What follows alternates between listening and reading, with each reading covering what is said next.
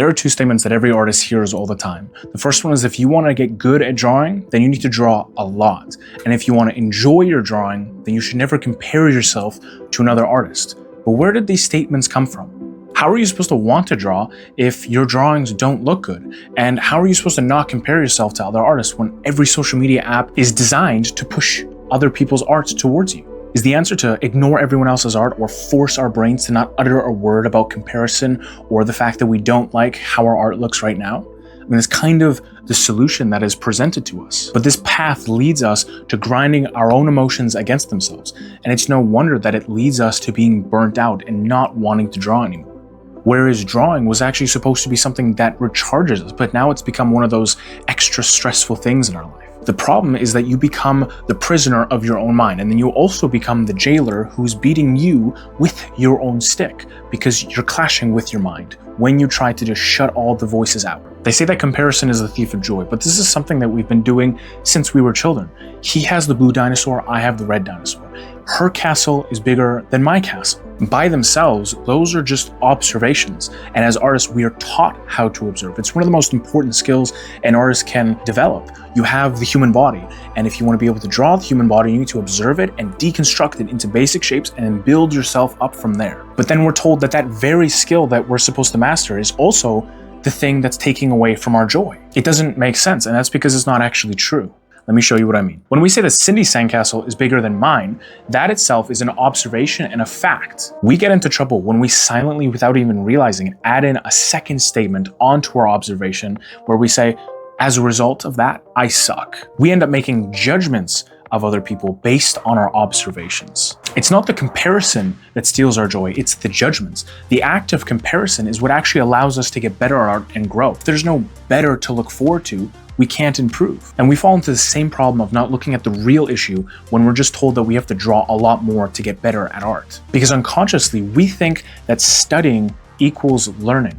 But the process of learning only ever occurs when there's a change in our actions and behavior. So we could study the same thing for days, for years, but stay in the same place. And if we're in that same place and we're not liking where we are, we're not going to be motivated to continue with the drawing if our drawings don't look appealing to us or if we're not seeing any progress. So the answer of just draw more doesn't help the beginner, it doesn't help the intermediate that is stuck in that tutorial hell phase. Because then you start to look at your art and you don't like what you see, you start to self-judge yourself. Again, that judgment starts to come up.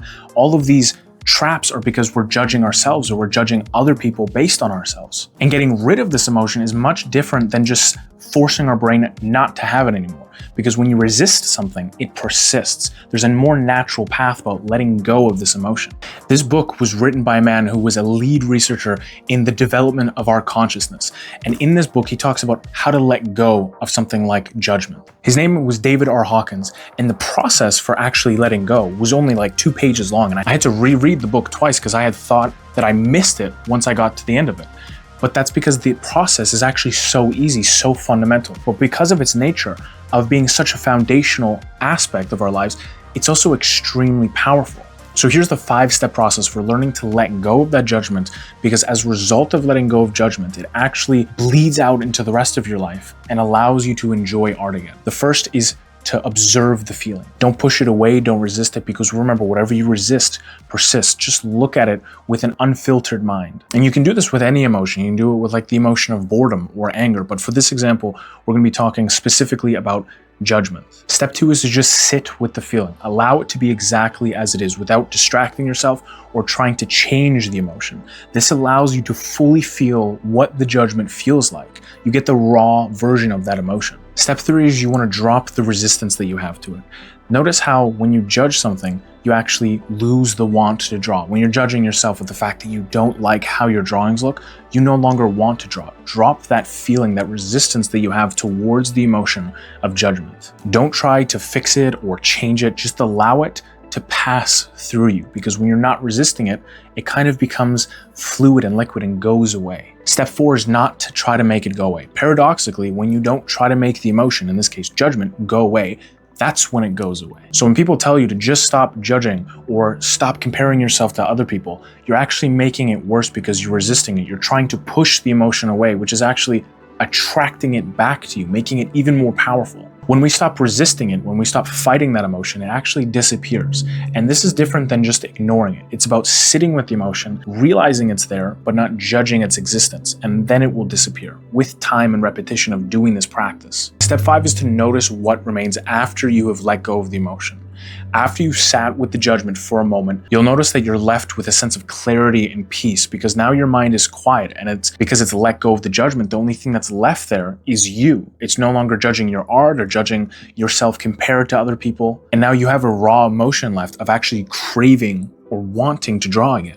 And because now you're entering the art with this stillness, almost like an empty cup, whenever you're trying to learn something like a fundamental, you're going to be able to absorb so much more of the information that's on the page because you're not fighting yourself. Imagine if you're drawing and you're judging every line that you place. You can't focus on actually absorbing what you're putting down because you're stressed out, and you can't learn because your brain is trying to figure out how to reduce this stress. Whereas if you let all of that go, now all that's left is the ability to learn what's in front of you. A quick reminder I want to give you for this is that the act of letting go is not just simply closing your eyes and saying, I release this. It is like a felt experience where when you have the emotion in your mind, you're feeling it and not trying to resist it, you can tangibly feel that the emotion is slipping away from you, that it's leaving you, and all you're being left with is peace. It's more of an emotional feeling than it is this analytical side of, okay, if I do this and then say this, it will then disappear.